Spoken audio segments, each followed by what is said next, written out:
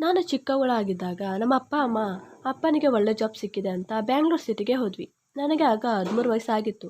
ಮೊದಲು ನಾವು ನಮ್ಮ ಅಜ್ಜ ಅಜ್ಜಿ ಹತ್ರ ಇದ್ವಿ. ಒಂದು ಹಳ್ಳಿಯಲ್ಲಿ ಇದ್ವಿ. ಅಲ್ಲಿ ನನಗೆ ಎಷ್ಟೋ ಜನ ಫ್ರೆಂಡ್ಸ್ಗಳಾಗಿದ್ದರು.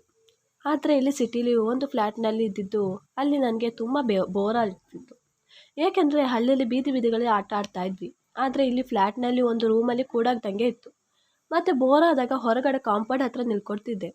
ಮತ್ತು ಹೋಗಿ ಟಿ ವಿ ನೋಡ್ಕೊಂಡು ಇರ್ತಿದ್ದೆ. ನಾವು ಆ ಫ್ಲ್ಯಾಟ್ಗೆ ರಜೆ ದಿನಗಳಲ್ಲಿ ಬಂದಿದ್ದು ನಮ್ಮ ಅಪ್ಪ ಅಮ್ಮನಿಗೆ ನನ್ನನ್ನು ನೋಡಿ ತುಂಬ ಬೇಜಾರಾಗ್ತಾ ಇತ್ತು.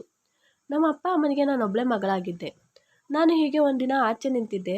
ಆಗ ಒಬ್ಬ ಹುಡುಗ ಬಂದು ನನ್ನ ಮುಂದೆ ನಿಂತ್ಕೊಂಡ. ಮತ್ತು ಅವನಿಗೆ ನನ್ನ ಏಜೇ ಆಗಿತ್ತು. ಅವನು ಹೇಳ್ದ, ನೀನು ನನ್ನ ಫ್ರೆಂಡ್ ಆಗ್ತೀಯಾ ಅಂತ. ನಾನು ಏನೂ ಮಾತಾಡಲಿಲ್ಲ. ಮತ್ತು ಹೇಳ್ದ, ನನ್ನ ಹತ್ರ ಡಾಲ್ ಎಲ್ಲ ಇದೆ, ನಿನ್ನ ಫ್ರೆಂಡ್ ಆಗು ಅಂತ. ನಾನು ಸುಮ್ಮನೆ ನೋಡ್ಕೊಂಡು ನಿಂತಿದ್ದೆ. ಮತ್ತು ನನ್ನ ಹತ್ರ ತುಂಬ ಆಟ ಸಾಮಾನಿದೆ, ಬಂದು ಆಟ ಆಡ್ಬೋದು, ನೀನು ನನ್ನ ಫ್ರೆಂಡ್ ಆಗು ಅಂತ ಹೇಳ್ದ. ನಾನು ಆವಾಗ ಏನು ಮಾತಾಡ್ದೇನೆ ಬಂದುಬಿಟ್ಟೆ. ಮತ್ತು ಯೋಚನೆ ಮಾಡಿದೆ, ಅವನ ಹತ್ರ ಡಾಲ್ ಎಲ್ಲ ಇದೆ, ಮತ್ತು ಆಟ ಸಾಮಾನಿದೆ, ಮತ್ತು ನನಗೆ ಯಾರೂ ಫ್ರೆಂಡ್ ಕೂಡ ಇಲ್ಲ. ಅವನ ಹತ್ರ ಫ್ರೆಂಡ್ ಆದರೂ ಒಳ್ಳೆಯದೇ ಅಂತ ಅನಿಸ್ತಾ ಇತ್ತು.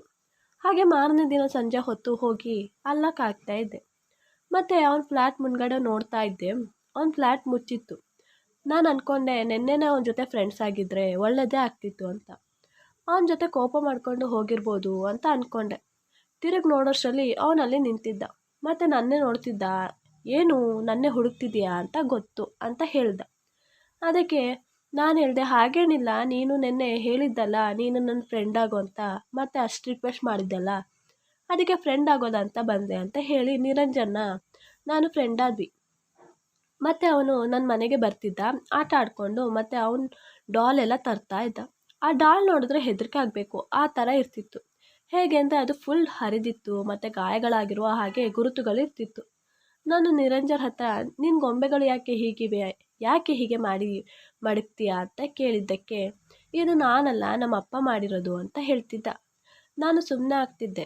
ಮತ್ತು ಅವನಿಗೆ ಅವನ ಅಪ್ಪ ಮಾತ್ರ ಇದ್ದದ್ದು. ಅವನ ಅಮ್ಮ ತೀರೋಗಿದ್ರು. ಅವನು ಹೇಳ್ದ, ನಾನೇ ಯಾವಾಗಲೂ ನಿನ್ನ ಮನೆಗೆ ಆಟ ಆಡೋಕ್ಕೆ ಬರ್ತೀನಿ, ನೀನು ನನ್ನ ಮನೆಗೆ ಬರ್ಬೋದಲ್ಲ ಅಂತ ಹೇಳ್ತಾ ಇದ್ದ. ನಾನು ಅವ್ನು ಹೇಳಿದ್ನಲ್ಲ ಅಂತ ನಮ್ಮ ಅಮ್ಮನಿಗೆ ಹೇಳಿ ಅವನ ಮನೆಗೆ ಆಟ ಆಡೋಕ್ಕೆ ಹೋದೆ. ಅಲ್ಲಿ ಹೋದಾಗ ಅವನ ಅಪ್ಪ ಡೋರ್ ಓಪನ್ ಮಾಡಿದ್ರು.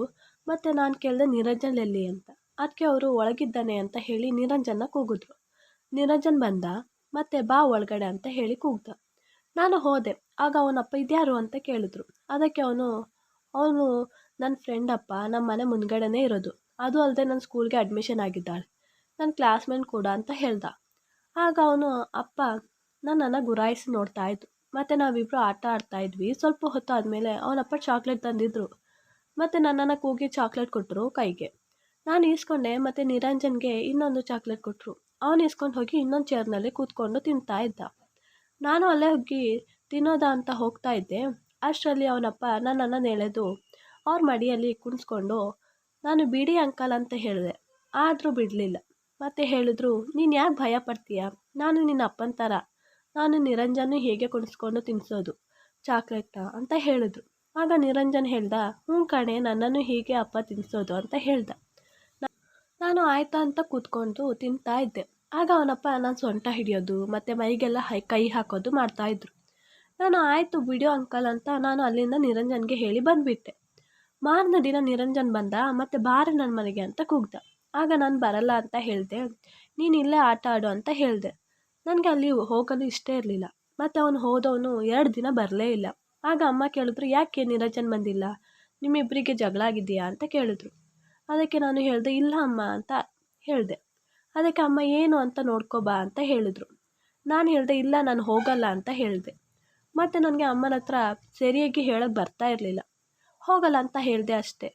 ಆಗ ಅಮ್ಮ ಬಿರಿಯಾನಿ ಮಾಡಿದರು. ಇದನ್ನಾದರೂ ಕೊಟ್ಟು ಬಿಟ್ಟು ಬಾ, ಅವನಿಗೆ ಬಿರಿಯಾನಿ ಇಷ್ಟ, ಮತ್ತು ಅವನು ಯಾವಾಗಲೂ ಹೇಳ್ತಾ ಇರ್ತಾನೆ, ಬಿರಿಯಾನಿ ಮಾಡಿದ್ರೆ ನನಗೆ ಕೊಡಿ ಅಂತ, ಹೋಗಿ ಕೊಟ್ಟು ಬಾ ಅಂತ. ಅಮ್ಮ ಇಲ್ಲದ ಮಗು ತಾನೇ ಅಂತ ಹೇಳಿದ್ರು. ನಾನು ಆಯಿತು ಅಂತ ಈಸ್ಕೊಂಡು ಹೋದೆ. ಅಲ್ಲಿ ಅವನಪ್ಪ ಬಾಗಿಲು ಓಪನ್ ಮಾಡಿದ್ರು. ನನ್ನನ್ನು ನೋಡಿ ಬಾ ಒಳಗಡೆ ಅಂತ ಕೂಗಿದ್ರು. ಇಲ್ಲ ಅಂಕ, ನಾನು ಹೋಗ್ತೀನಿ, ಇದನ್ನು ತಗೊಳ್ಳಿ ಅಂತ ಹೇಳಿದೆ. ಅದಕ್ಕೆ, ನೀನು ನಿರಂಜನ್ನು ನೋಡಲ್ವಾ, ಅವನಿಗೆ 2 ದಿನ ಹುಷಾರಿಲ್ಲ ಅಂತ ಹೇಳಿದಾಗ ನನಗೆ ಮನಸ್ಸು ಕೇಳಲಿಲ್ಲ. ಒಳಗಡೆ ಹೋದೆ. ಅದನ್ನು ಅಂಕಲ್ ಕೈಗೆ ಕೊಟ್ಟು, ಆಗ ನಿರಂಜನ್ನ ನೋಡಿದಾಗ ಹುಷಾರಿಲ್ದೇ ಮಲಗಿದ್ದ. ಮತ್ತು ನನ್ನನ್ನು ನೋಡಿ, ನನಗೆ 2 ದಿನದಿಂದ ಹುಷಾರಿಲ್ಲ, ನೀನು ನೋಡೋಕ್ಕೂ ಬಂದಿಲ್ಲ ಅಂತ ಕೇಳಿದಾಗ ನಾನು ಹೇಳಿದೆ, ಅದು ಎಕ್ಸಾಮ್ ಇದೆಯಲ್ಲ, ಸ್ವಲ್ಪ ಓದೋದಕ್ಕಿದೆ ಅದಕ್ಕೆ ಅಂತ ಹೇಳಿ ನಾನು ಹೋಗ್ತೀನಿ ಅಂತ ಹೇಳಿ ಬಾಗಿಲ ಹತ್ರ ಬಂದೆ. ಆಗ ಅವನಪ್ಪ ನನ್ನನ್ನು ಎಳೆದು ಅವರ ರೂಮ್ಗೆ ಕರ್ಕೊಂಡು ಹೋಗಿ ಬಿಟ್ಟು ಅಲ್ಲಿಯ ಡೋರ್ ಲಾಕ್ ಮಾಡಿದ್ರು.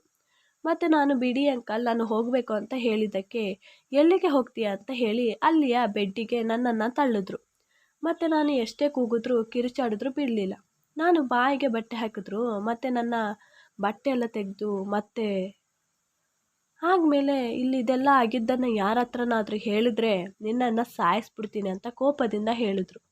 ನಾನು ಭಯದಿಂದ ಇಲ್ಲ, ನಾನು ಯಾರಿಗೂ ಹೇಳಲ್ಲ, ನನ್ನನ್ನು ಮನೆಗೆ ಹೋಗಲು ಬಿಡಿ ಅಂತ ಹೇಳಿ ಅಳ್ತಾ ಇದ್ದೆ. ಅವ್ರು ಅಲ್ಲಿಂದ ಹೋದರು. ನನ್ನ ಮೇಲೆ ಒಂದು ಬಟ್ಟೆನೂ ಇರಲಿಲ್ಲ. ಬೇಗ ಬಟ್ಟೆ ಹಾಕೊಂಡು ಮನೆಗೆ ಹೋದೆ. ಅಲ್ಲಿ ಅಮ್ಮ ರೂಮಲ್ಲಿ ಮಲಗಿದ್ರು. ನಾನು ರೂಮಲ್ಲಿ ಹೋಗಿ ಅಳ್ತಾ ಇದ್ದೆ. ಮತ್ತು ಆ ನೋವಿಗೆ ನನಗೆ ಜ್ವರ ಬಂತು. ನನಗೆ ಇದರ ಬಗ್ಗೆ ಹೇಳಲು ಸರಿಯಾಗಿ ಬರ್ತಾ ಇರಲಿಲ್ಲ. ಮತ್ತೆ ನಾನು ಹೇಳ್ತಿದ್ದೆ, ಅಲ್ಲಿ ನೋವಮ್ಮ, ಇಲ್ಲಿ ನೋವಮ್ಮ, ಹೊಟ್ಟೆ ನೋವು ಅಂತಿದ್ದೆ. ಅಮ್ಮ ಏನೋ ಆಗಿರ್ಬೋದು ಅಂತ ಆಸ್ಪತ್ರೆಗೆ ಕರ್ಕೊಂಡೋಗಿ ಜ್ವರ ಮತ್ತು ಹೊಟ್ಟೆ ನೋವಿಗೆ ಮೆಡಿಸಿನ್ ತಂದರು. ಅದರಿಂದ ಸರಿಯಾಯಿತು. ಆ ದಿನಗಳೆಲ್ಲ ನಿರಂಜನ್ ಮನೆಗೆ ಖಾಲಿ ಮಾಡಿಕೊಂಡು ಹೋದರು ಅಂತ ಅಮ್ಮ ಹೇಳ್ತಿದ್ರು. ಮತ್ತು ನನ್ನ ಅಪ್ಪ ನನ್ನನ್ನು ಮುಟ್ಟಿದ್ರೆ ನಾನು ಹೆದರ್ತಿದ್ದೆ. ಮತ್ತು ಯಾವುದೇ ಗಂಡು ಮಕ್ಕಳು ನೋಡಿದ್ರೂ ಹೆದರಿಕೆ ಆಗ್ತಾಯಿತ್ತು. ಹೀಗೆ ಯಾರ ಜೊತೆನೂ ಮಾತಾಡದೇ ಇರ್ತಿದ್ದೆ. ಅಮ್ಮನಿಗೆ ನನ್ನ ಬಗ್ಗೆ ಯಾವಾಗಲೂ ಟೆನ್ಷನ್ ಆಗ್ತಾಯಿತ್ತು. ಈ ಹುಡುಗಿ ಯಾಕೆ ಹೀಗೆ ಸರಿಯಾಗಿದ್ಲಲ್ಲ ಅಂತ. ಮತ್ತು ಅಪ್ಪ ದೊಡ್ಡವಳಾದ್ಮೇಲೆ ಸರಿಯಾಗ್ತಾಳೆ ಅಂತ ಹೇಳಿ ಸಮಾಧಾನ ಮಾಡ್ತಾಯಿದ್ರು. ನಾನು ಸೆಕೆಂಡ್ PUC ಓದಿ ಮತ್ತೆ ನಾನು ಓದಲ್ಲ ಅಂತ ಹೇಳಿದೆ. ಹಾಗೆ 2 ವರ್ಷ ಆದಮೇಲೆ ಅಮ್ಮ ಮದುವೆ ಬಗ್ಗೆ ಮಾತಾಡ್ತಿದ್ರು. ನಾನು ಬೇಡಮ್ಮ ಮದುವೆ, ನನಗೆ ಇಷ್ಟ ಇಲ್ಲ, ನನಗೆ ಗಂಡು ಮಕ್ಕಳು ಅಂದ್ರೇ ಆಗಲ್ಲ ಅಂತ ಹೇಳಿದೆ. ಅದಕ್ಕೆ ಅಮ್ಮ ಯಾಕೆ ಅಂತ ಕೇಳಿದ್ದಕ್ಕೆ ನಾನು ಏನು ಹೇಳ್ತಾ ಇರಲಿಲ್ಲ. ಹಾಗೆ ಒಂದಿನ ನನ್ನ ಅಮ್ಮ ಸೈಕ್ಯಾಟ್ರಿಕ್ ಅವರ ಹತ್ರ ಕರ್ಕೊಂಡು ಹೋದರು. ಅವ್ರು ಏನೇ ಕೇಳಿದ್ರು ನಾನು ಹೇಳಲಿಲ್ಲ. ಆಗ ಅವರಿಗೆ ಗೊತ್ತಿರೋ ರೀತಿಯಲ್ಲಿ ನನ್ನನ್ನು ಅವ್ರ ವಶಕ್ಕೆ ತೆಗೆದು ಎಲ್ಲ ತಿಳ್ಕೊಂಡ್ರು. ಮತ್ತು ನನಗೆ ಗೊತ್ತಿಲ್ಲದ ಹಾಗೆ ನನ್ನ ಅಪ್ಪ ಅಮ್ಮನಿಗೆ ಎಲ್ಲ ಹೇಳಿದರು. ಹಾಗೆ ನನ್ನ ಅಮ್ಮ ನನಗೆ ಇದರ ಬಗ್ಗೆ ಕೇಳಿದ್ರು. ಆಗ ನಾನು ಅಳುತ್ತಾ ಎಲ್ಲ ಹೇಳಿದೆ. ಆಗ ಅಮ್ಮ ನನ್ನನ್ನು ಸಮಾಧಾನ ಮಾಡಿ, ಎಲ್ಲ ಗಂಡು ಮಕ್ಕಳು ಆ ಥರ ಅಲ್ಲ, 100ರಲ್ಲಿ 1-2 ಆ ಥರ, ನೀನು ಅದನ್ನು ಎಲ್ಲ ಮರೆತು ಮುಂದಿನ ಜೀವನದ ಬಗ್ಗೆ ಯೋಚನೆ ಮಾಡು ಮತ್ತೆ ಅಂತ ಹೇಳಿದ್ರು. ನಾನು ಅದರ ಬಗ್ಗೆ ಯೋಚನೆ ಮಾಡಿದೆ. ಮತ್ತು ನನ್ನ ಕಸಿನ್ ಜೊತೆನೇ ಮದುವೆಯಾಗಿ ಖುಷಿಯಾಗಿದ್ದೀನಿ. ಮತ್ತು ನಾನು ಅವತ್ತು ನನ್ನ ಒಳಗಿನ ಮಾತು ಹೇಳಿದರೆ ಇವತ್ತು ಹೀಗೆ ಆಗ್ತಾ ಇರಲಿಲ್ಲ ಅಂತ ಅನ್ಕೋತಾ ಇರ್ತೀನಿ.